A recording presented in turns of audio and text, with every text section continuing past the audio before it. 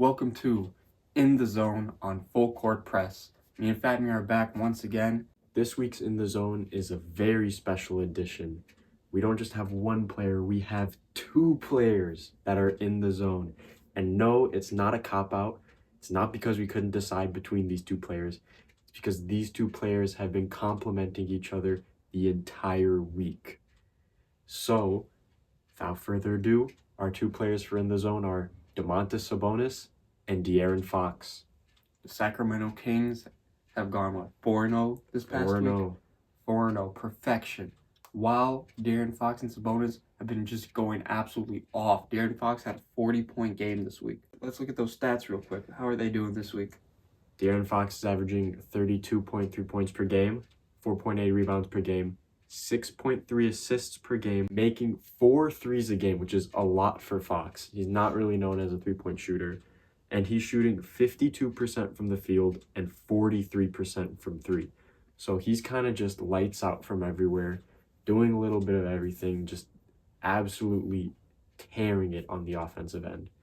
And as for Sabonis, he is with 27.8 points per game, 13 rebounds per game, 7.5 assists per game, while shooting 76% from the field. If that doesn't let you know what's in the zone, I don't know what will, because they're just tearing it up completely this week. And like their opponents haven't been like terrible teams like the Washington Wizards, the Portland Trailblazers. They've been going up against like actual superstar duos. They went up against Garland and Mitchell from Cleveland, Anthony Davis and LeBron on the Lakers, and then Luka and Kyrie on the Dallas Mavericks. And they went up against the Spurs, who aren't that good, but the Spurs gave them their hardest game this week. Yeah. In total, the average win margin for their games this week was 13 points. Every single game except the game against the Spurs was a double-digit win for the Kings. So like, they're not only beating these superstar duos, they're doing it easily. Like they're not having any problem against them. They're showing like they're really locked in together as a duo. Yeah, they're definitely a top 10 duo in the NBA, I'd say. So Mm-hmm. everyone always talks about the Sabonis-Tyrese Halliburton trade. And last week, Halliburton also was going off, or the week prior. Mm-hmm. And people were really saying that Halliburton might have been the point guard that the Kings should have kept. But they really didn't have a wrong choice to yeah, make. they didn't. And they were saying that maybe it wasn't an even trade. Maybe the Pacers got the better end of the deal because Sabonis wasn't playing all that well. The Kings were 2-4 at a point in time until Fox came back. Then they won 6 straight. I think they're 8-4 currently. Mm-hmm. And when you have those conversations of who won trades or maybe it wasn't even in the end, and then these two guys come out and show everyone what they're about and that they did make the right decision. Even though it was a tough one, they kept the right point guard. He's the face of the team. They got the right center to complement his game. Offensively, that team is just insane. They're still one of the highest paced teams in the league, putting up the most points per game. The Kings, they're for real. They're here to stay for maybe the rest of the decade. But I'm very excited. I know in our standings prediction videos, you had them the highest despite taking the under.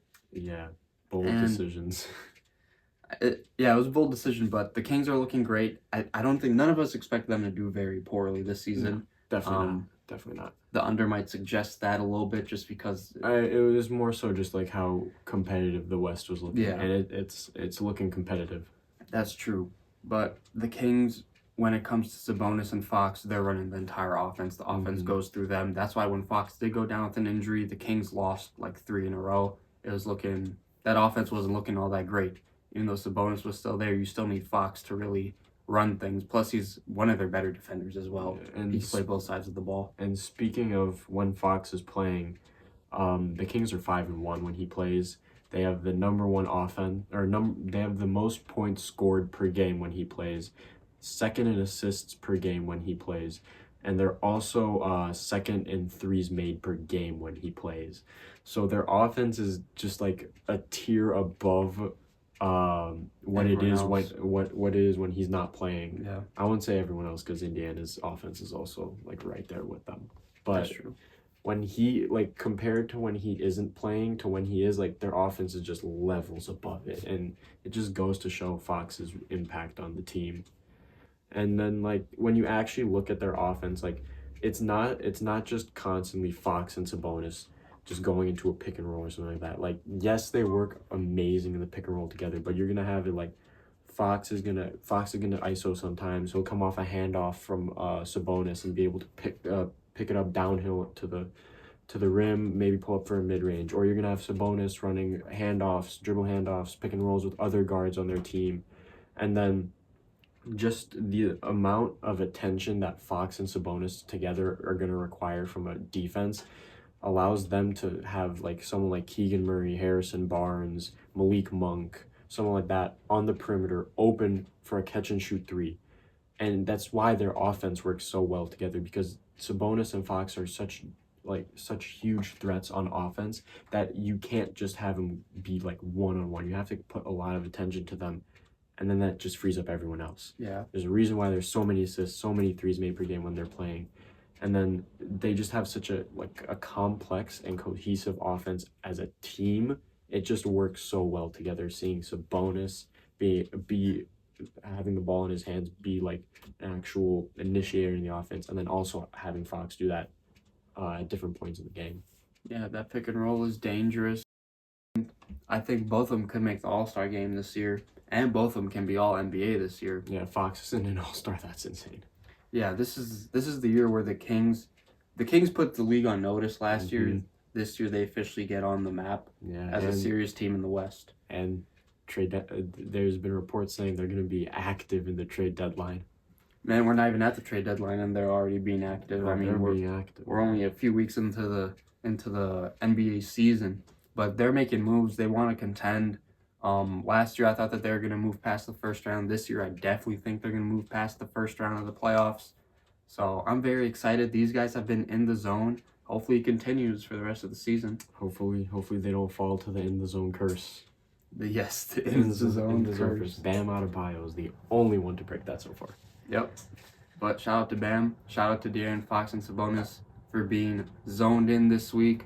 There are featured players on In the Zone for week 4 of the NBA season. Don't forget to subscribe to the channel, because this is where you want to be for all things basketball. You want to be a part of the Full Court Press family, baby. Dunk on that like button, because if you're not dunking on the like button, what are you doing, man? Yeah, you're being lame. Like, give a little finger roll, boo, dunk on that. Yeah, man. Tune in next week to find out who's on In the Zone. It could be your favorite player. Till next time, peace.